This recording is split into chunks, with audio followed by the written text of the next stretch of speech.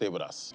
Welcome back. Well, as we say goodbye to 2021, quite an interesting year that shook major economies of the world, from health and to economic risk. Now we take a look at prospects for 2022 with Mr. Bismark, Rewane, CEO, financial derivatives company. Great to have you on the program on the first day, 2022. Yeah, Happy New Year. Happy New Year, sir. To all the viewers out there. Yeah. So, 2021 is over, and you described it as the year full of ups, downs, bumps along the road. Yeah. How bumpy was it? It was a tough year. We started the year with hope that this would be the end of the, the COVID-19 pandemic. We thought by this time of the year, by this time next year, we will be honky-donkey. But no. What happened was that there were some good things that happened, and in all, there are about 16 good things, and I just rolled them out. The GDP per capita grew by 4% in the third quarter. Base effects, it wasn't that the economy did great. Total factor productivity, which is an important variable, for the first time in many years, was positive. Inflation, official inflation, was down from 18.7 to 15.4. Budget expenditure was up by 20%. We're set to commission the largest fertilizer plant in Africa. We also saw corporate profits up by over 30%. And stock market capitalization was up by about 3.61%. Nigeria raised about $547 million from the 5G auction alone, and raised $4 billion from the Eurobond market, got $3.35 billion from the special drawing rights like every other country, and also enjoyed some palliatives from the IMF. Airline passengers were up by about 17% based on the previous year, which was a low year. But the thing is that there was strong data and perplexed people. Perplexed means baffled, totally puzzled. Why is this happening? Why am I reading or hearing of all these things, but I don't feel it?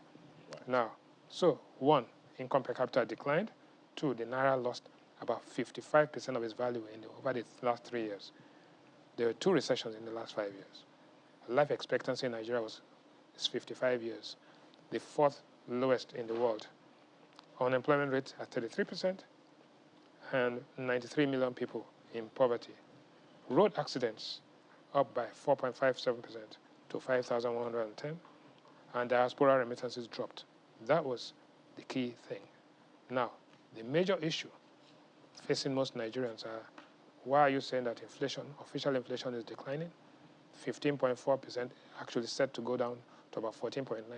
Directionally, we called it right, but in nominal terms, no. But when we carried out our own synthetic basket analysis, we saw those prices actually increased by 88% between last year and year. And you take a look at all of it. Take, for example, cooking gas, 3,600 last December. This December, it's up to 8,200. Even it had got to 10,500. Take a flight ticket from Lagos to Abuja. It used to be 36,000 round. Now it's 73,000. Diesel was 195 last year. Now it's 350. Flour was 13,500. So you go on, all the way to table water. So you got 88%. So the problem is that, what does the official data say? And does it reflect the reality, how you feel it in the market? Right. That's a big problem. Mm-hmm. Okay.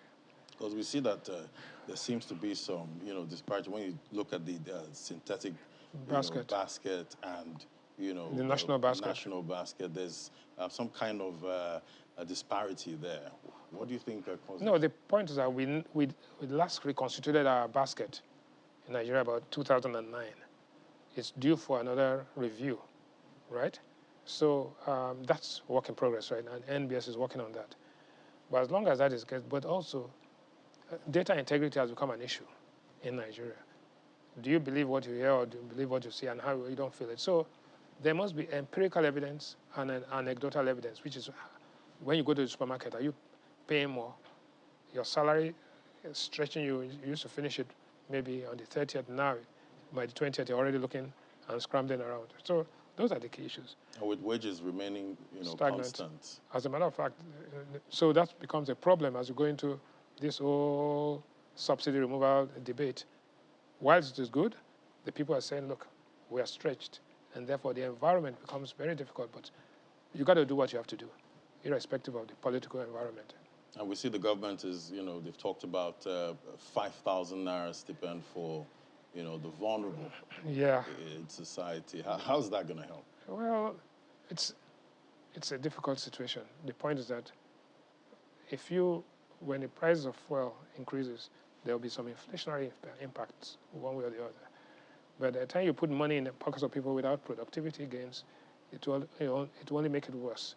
So it's something that I think the policymakers are debating on how best, one, to achieve price deregulation in petroleum and also achieve growth without encouraging smuggling and all the adverse effects of a distorted price level in petroleum.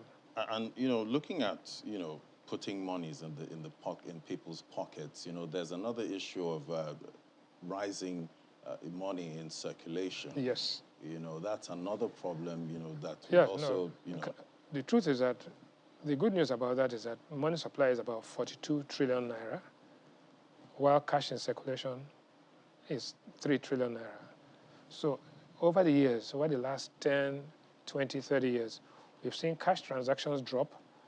Electronic transfers and all our internet banking has increased. So the cashless policy, aside from anything else, has become an imperative, not only in Nigeria, but across sub-Saharan Africa.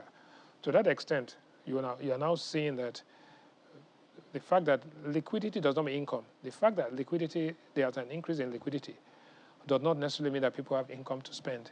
You can borrow liquidity, but income you have to earn. And so a lot of policymakers are confused. Oh yes, there's excess liquidity, let's get CRR, let's do this and all that. But what is important is that income, consumption is a major driver of growth. And when incomes are squeezed and people can have no money to spend, then there will be less demand for goods and it will affect the corporate entities. Right, and policymakers do have a decision to make here because most other economies are looking at hikes, rate hikes. But coming to Nigeria here, what do you see happening? Because there's also talk about a possibility. The reality is that we've got to the limits of monetary policy. So that's why we're going into an orthodox monetary policy. The reality is that you cannot have interest rates at 4 or 5% and inflation rate at 15% and expect national savings and investment to grow. There's a contradiction in there. So, and you can't hold one down and then allow the other one to grow. So but for the man on the street, the reality is that how is my well-being? Am I better off today than I was a year ago or than I was 5 years ago? And the question comes up, yes, the people are actually struggling, right? But, Because one of your slides, I saw a fat man. Yes. And and became slim leaner. Man. Yeah. The reality is that before COVID, that's a big man out there.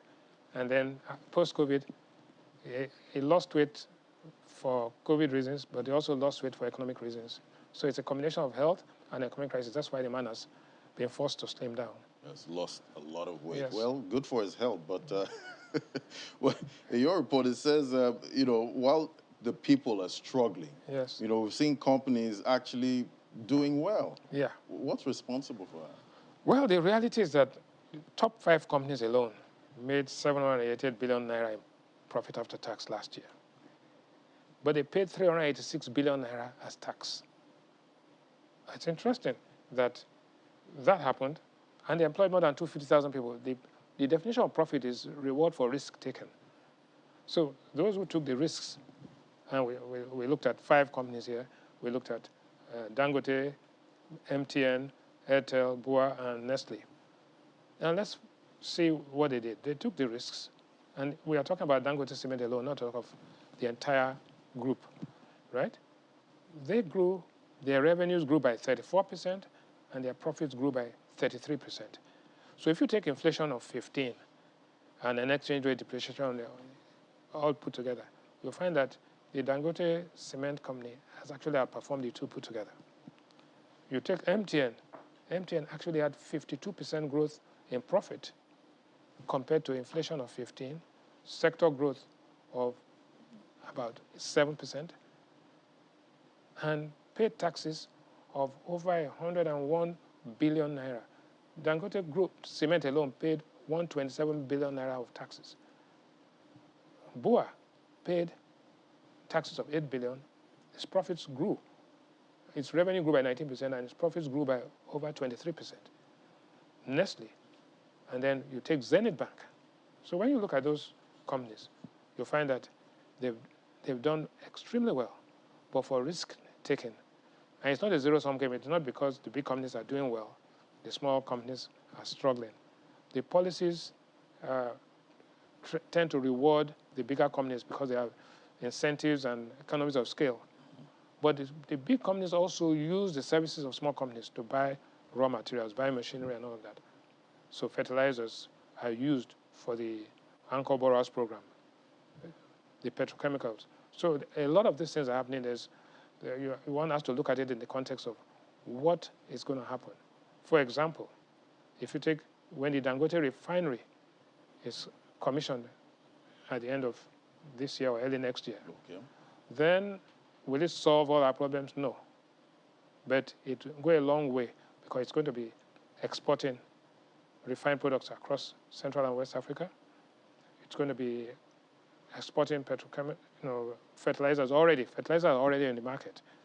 And the price of fertilizer have gone up by almost 200 to 300% this year because of supply chain disruptions. What impact would that have on agricultural productivity? Because in spite of all the things we've done in agriculture is still growing at less than 2%. Right. So I think the emphasis here is that the corporates have to be incentivized, especially those that are diversified products, right? For example, take MTN. They paid $275 million for the bid for the 5G. Then they're going to invest about over almost $1 billion or $2 billion, right, to roll out this. And it gives you a head start. In fact, the United States companies are begging to be allowed to use 5G. Well, in fact, here we are rolling out. Rolling out, yes. We'll talk about Nestle. Nestle is also, working. They have their plants, their cocoa, their Maggi Cube, and all of that. Now, because of the African Continental Free Trade Agreement, we need to encourage these corporates to manufacture here and ship across Africa rather than, importing. So if you want to have an investment-led strategy according to the development plan of Nigeria in the next 5 years, you need to encourage these big investors to do that, not at the expense of the small man, right? Because the small man is struggling, but the employment and jobs are only going to be created when the investors, both small, medium, and large investors, begin to invest in our economy. Now we can see smaller companies actually paying huge chunks of tax at some point. Yes. But they've had tax credits, for these, big companies. How did that impact? Well, let me put it this way. Some of those companies are now swapping their tax for construction. In other words, you have MTN building a road from Onitsha to Enugu. Dangote Group building all of these roads. One, it helps them because they can sell cement. It helps them provide. But the thing is that before they would have paid this tax as cash, then they can go to the ministry before they award a contract. Before you now you are seeing the direct impact. Is it the best way to go? No, it's not the most efficient way to go. But you can feel it and you can see it. And the people can feel the impact. The productivity gains when the roads have been built, concrete, affordable housing, and all of these things, that helps you to actually see the impact of these corporate bodies on Nigeria. And going into 2022, do you see us having, more of this, like when it comes to, tax credit? Yeah, 2022 is a year of politics, two halves. The first half is, the next 3 months would just be about putting the policy framework and then kickstarting. But from February, March, once you have the conventions and primaries, nobody's going to be talking about this anymore. People are going to be talking about how are you going to run down the clock, because this is the twilight days of this administration. And therefore, people are looking forward to what's going to happen next. Right. And whether there be consistency. Yeah, I think that's important to bear in mind. But certain things that you must bear in mind. For example, we talk about traffic congestion as a productivity inhibitor. Traffic congestion, if you lived in Lagos or you live in Lagos, you spend about 1,080 hours a year in traffic compared to 148 in the City of London, which is the worst among the advanced economies. With an average lifespan of 55 years, it means you spend 6 or 7 years of your life in traffic. That is alarming. So whilst Lagos is responsible for 20% of the GDP of Nigeria, while Lagos has all of these facilities, it's also a drain on the lives of people. Exactly. So I think that's a major issue to look at. All right, Mr. Rewane, we'll continue this conversation after the break. There's still more Oh, yes. we have to, dive into. Anyway, you're still watching Business Morning. After the break, we'll continue the conversation with Mr. Rewane. Do stay with us.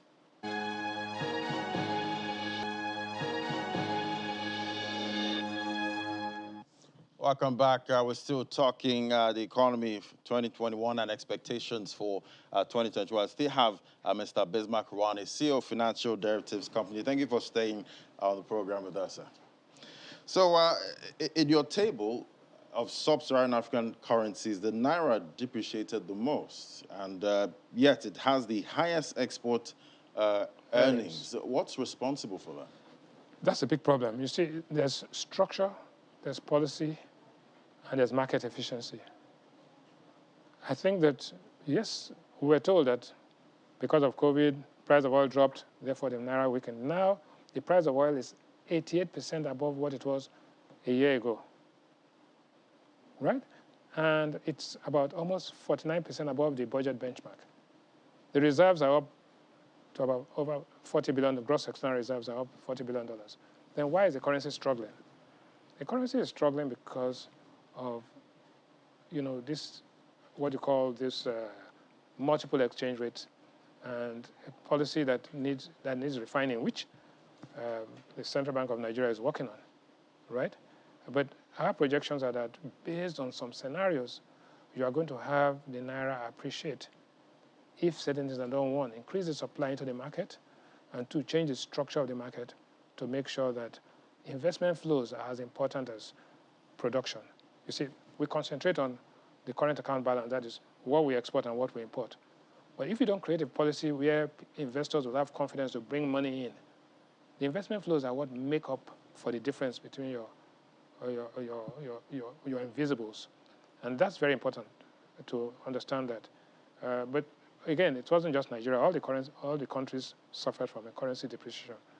But what is interesting is that Nigeria and Angola are oil producers. In the last 12 months, the Angolan currency is the only one that has appreciated amongst most of the African currencies. Quite interesting, because they had a lot of controversy. Absolutely. Yeah. But you see, they are beginning to adopt market-driven policies, right? Just like Egypt. And so you see these things happening, and Nigeria will have no choice in the coming months and coming years, but to adopt a much more flexible and market-driven currency management strategy. Okay. It's very, very important. Okay. Yes. Now, go ahead. Yeah. So another thing, looking at your report, it says 2022 will be a year of two themes. Yes. And the second half of the year will be dominated by politics. Yes. How does election affect economic activities? Well, normally when there are elections, investors get wary, markets get right. But what we've seen is that in 2015, in spite of the fact that there were elections coming, the factors were positive. In 2019, the economy did not suffer that much during that re-election. So we do not expect that the political activities will negatively impact economic outcomes this time. However, why do we say that? We say that because technology is now beginning to make it almost very difficult for you to rig elections. Very, very difficult because of biometric facial recognition. Well, we've seen what happened in Edo State. Very clear, right? No matter whatever you did, the people spoke. And we had no choice but to allow the true result reflect. Anambra State was another example. So if that is anything to go by, politicians are having sleepless nights because they need to now deliver. So do you want a safe pair of hands that can take this economy, or do you want just same old, same old? So it's a question of, are we just going to do the business the same old way? No, I do not think so. I think 2023 will be a year in which the people will determine exactly what they want, because the people get the governments or the leadership they deserve. It is not the leadership that determines, it is the people that determine, because they are the owners, they are the landlords. The leaders in office are only tenants. They come 4 years and they go. 4 years passes very quickly. Okay. That's what it is. Okay. All right, Mr. Ron. Well, it's early days. Yes. We'll But see how the... in summary, the outlook for 2022 Yes. is that we believe that by this time, we have only about 370 days more for the election and about 500 days for handover. It's going to be a very interesting first quarter. You're going to see 2 MPC meetings in the first quarter. You're going to see GDP growth numbers come out. You're going to see inflation come out. Inflation will increase before declining. The currency will wobble before stabilizing. People are going to be better off next year because what happens, there's nothing that is more permanent than change itself. Change itself. Change itself. All right, Mr. Rewane, thank you so much for coming on the program. First episode in 2022. Happy New Year to Happy everybody. New Year. Happy New Year. Mr.